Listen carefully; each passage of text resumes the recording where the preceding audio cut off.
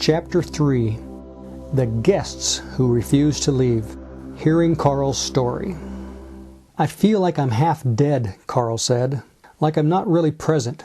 He wasn't exaggerating about how discouraged he felt. By the time he came to see me, Carl had considered ending his life. He had been referred to me by another healer who told him he had an attachment, but he had been seeking help from medical practitioners, alternative healers, and psychics for numerous physical and psychological problems for the better part of 2 decades, almost entirely without relief. His allergist told him he was the most allergic patient he'd ever seen. He was born and grew up in Illinois, but when he was in high school, his family sent him to a boarding school in Santa Fe for a year because his allergies were so severe they thought he might die. As a result of the southwest dry air, higher altitude, and lower levels of pollen, he got much better during the course of that year and was able to return to Illinois to finish high school. He moved back to New Mexico when he was 17. In addition to allergies, Carl suffered from asthma and chronic fatigue syndrome, and he had been born with severe eczema that went into remission when he was in his 30s. The eczema returned more than 20 years ago, and it had become especially debilitating in the last 12 to 15 years. He described the condition as a torment that was equal to or worse than all of his other symptoms combined, which included heavy post-nasal drainage that led to severe stomach problems. A practitioner Carl had been treating with a decade or so believed mercury was the root of his health issues, so Carl tried to have all the fillings removed from his teeth. The practitioner gave him what he said was a very small dose of something that resulted in most of Carl's body swelling. He remembered being nearly delirious for a week afterwards, and it was several years before he began to recover from that treatment. Carl believed the eczema was genetic because his father and his father's siblings had all had childhood eczema, as had his paternal grandmother. His brother, who had died 2 years earlier of an alcohol-related accident, also suffered from it, although their younger sister did not have any allergies or skin problems. I felt that I was in Carl's energy field even before he arrived for his first session. Once he got there, my guides communicated a sense of urgency, so I said a prayer of protection, and the guides began working on him right away. I could sense Carl had something in him with an agenda, and it did not want to go. In the first round, we removed 2 demons and a discarnate. We removed another discarnate a short while later. While we were removing the entities from Carl, I had the impression his mother, who had died 9 years earlier, was present. She was sending her son love and reassurance, and letting him know she and other loved ones had helped direct him to this healing. I couldn't tell exactly how long the 4 entities had been with Carl, but it had been a long time, long enough that one or more of them could have been related to a past life. It was also possible some of his health issues were the result of the discarnates we had removed.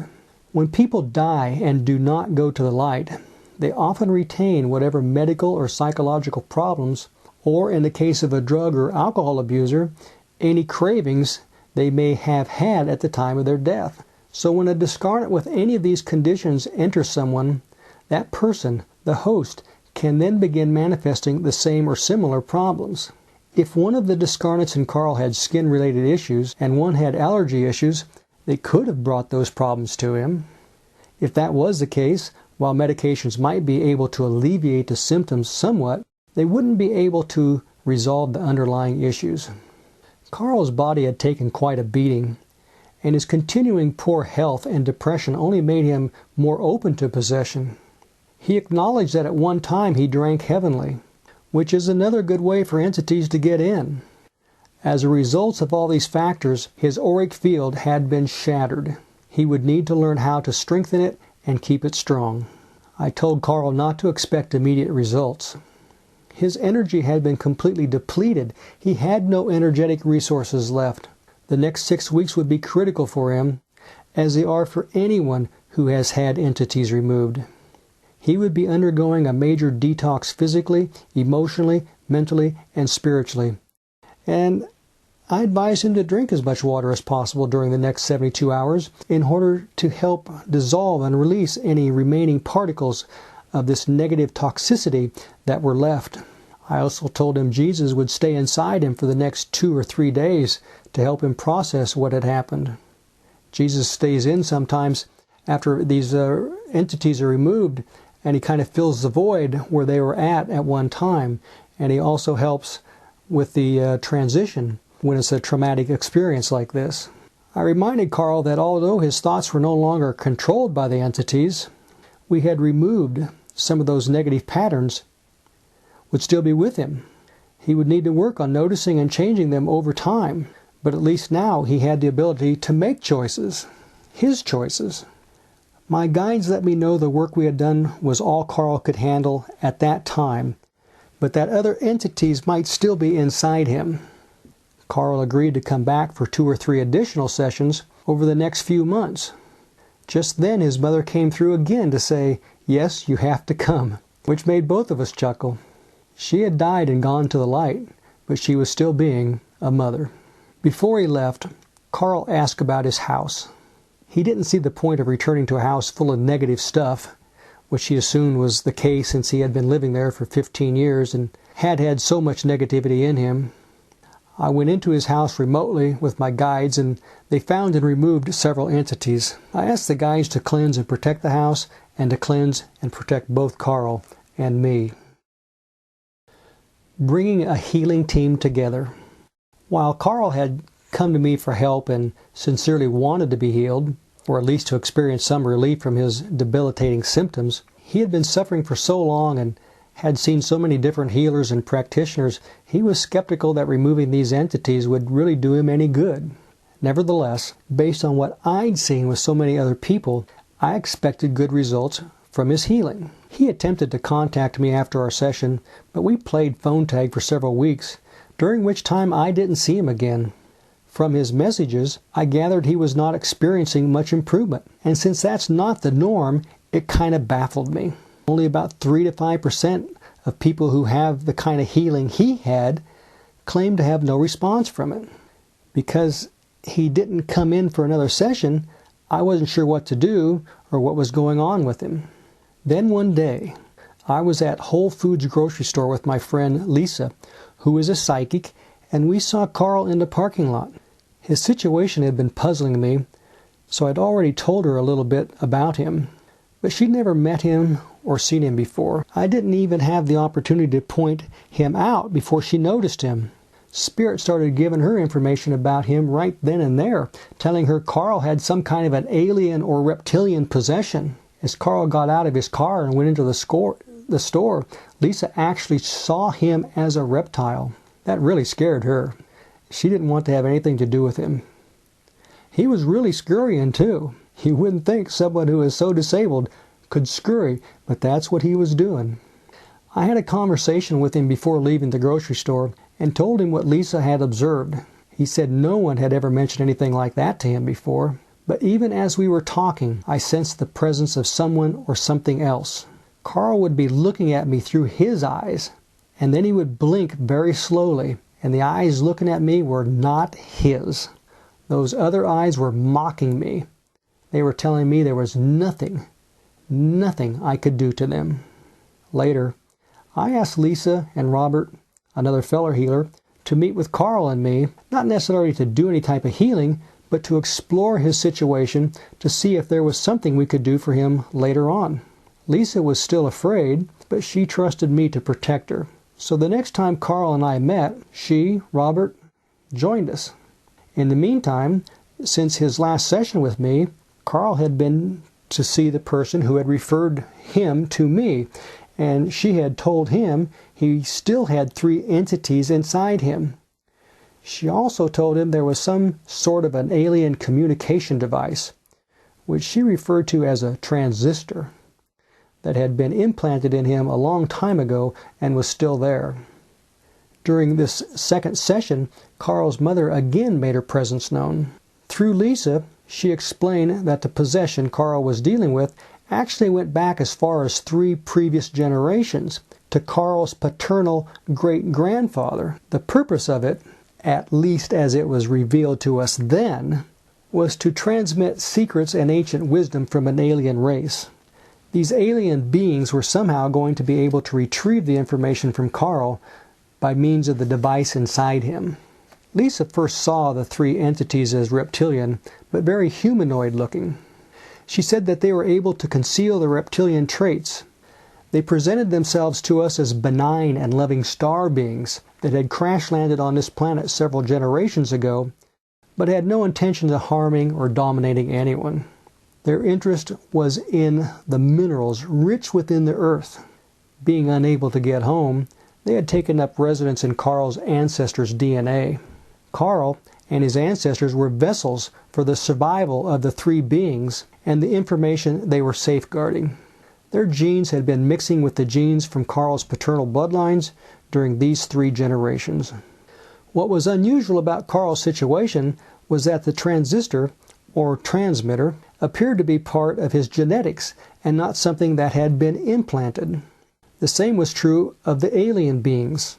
They hadn't actually entered or come into him, they were intrinsic to him.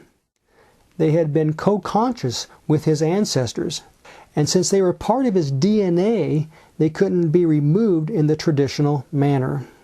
The message they conveyed to us was that Carl was a healer and a teacher. And as a result of this multi-generational possession, he had some important wisdom and knowledge within himself that was crucial for him to share with others at this point in time. But there were indications a third-party race also wanted access to this information, in essence turning Carl's body into a battleground and a tug-of-war. Carl was less interested in the nature of whatever knowledge he might have within himself, or in sharing it, than he was in simply feeling less miserable. He told us his mother had apologized to him right before she died, and he'd assumed it was because she felt responsible in some way for the miserable conditions of his life. Although Carl believed we choose the circumstances of our lives before we were born, and he told his mother that, still didn't understand why he and so many other people had to deal with such pain and anguish. Why was anyone born just to suffer so much? And why would he have chosen such difficult circumstances? The story the healing team put together from our guides and from the 3 beings was this. Carl's physical and psychological suffering was a result of his soul's agreement to take on the task of revealing the information he carried within himself. The ante was being upped now, because this incarnation was the time when he was supposed to reveal it. Did that mean that if he made the choice to go forward to become the teacher and healer he was meant to be, his suffering would be alleviated? The answer seemed to be yes. Carl was willing to try, if only for the chance of regaining his health. But he had no idea how to access the information or what to do next. Nor could we give him detailed instructions on how to proceed, or a list of steps to take. After feeling stymied for so many years, Carl had lost faith in himself. "It scares me," he said, "because I feel like I'm not going to be able to do it." So he was willing, but he was also fearful and confused. Over the years, many different psychics and other practitioners had told him he was a healer and a teacher, and he wondered if the rest of us were simply picking that up from him. And yet, in spite of his skepticism, he wanted to believe there was something that could be done to restore his health and allow him to live a normal life. Unmasking the Reptilians. After that initial group session, Carl met individually with Robert, who did some energy work with him and balanced his chakras. While the 2 of them were on a guided journey together, 3 vague, hooded figures with their faces concealed appeared to both of them. Assuming these were the 3 beings who had taken up residence in him, Carl hoped the guests would respond when he expressed his willingness to honor his soul's contract. He hoped that after his session with Robert, the entities would either leave so he could get well and begin to do his work, or at least pack up and get ready to go. But that did not turn out to be the case. The next time the healing team met with Carl, his mother came through to Lisa and told her son the reason he was of such great importance at this time of transformation was because he carried a high percentage of DNA from star beings that had been on this plane for hundreds of thousands of years. He was an evolution of the reptilian gene, and that he had a heart and he had the ability to evolve that arrangement, reptilian and human, into something new. His mission was to help others who might have the same genetic makeup, to bring it into the world's awareness.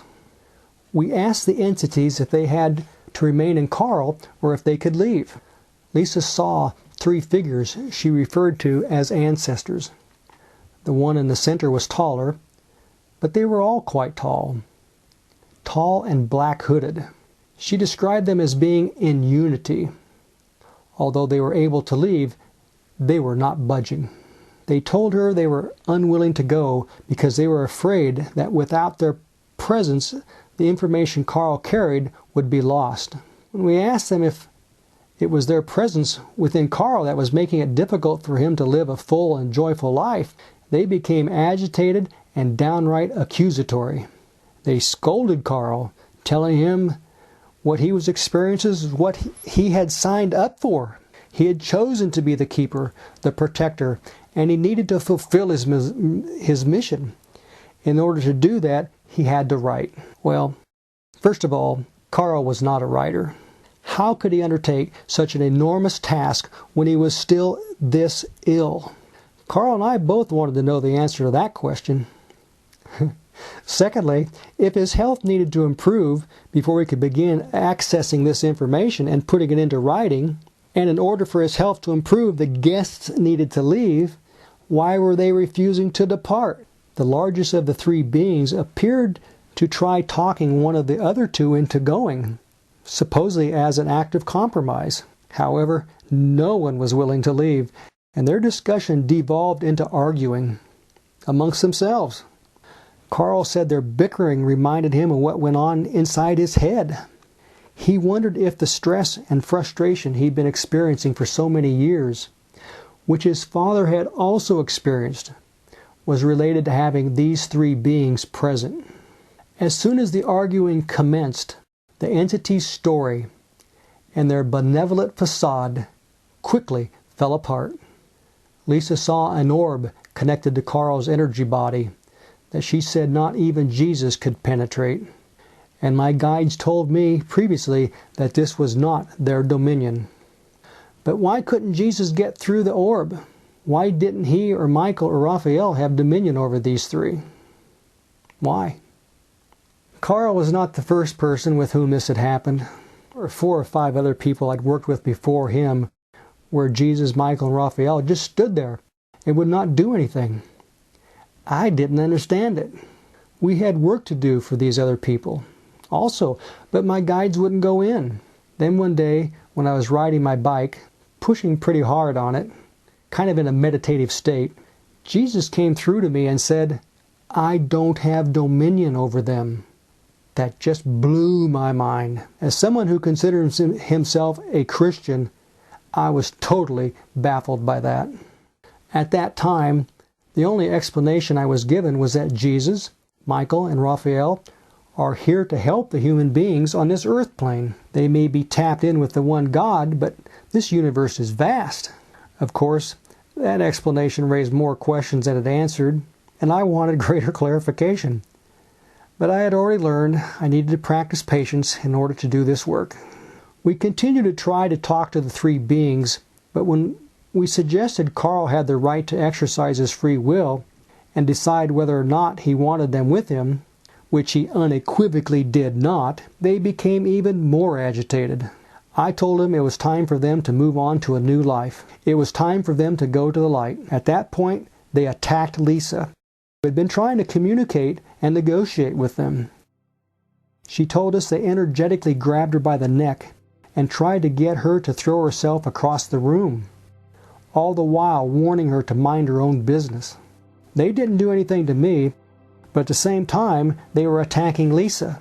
They began jabbing Robert in the neck, inflicting actual physical pain. They were testing us, pushing and pulling, trying to intimidate us.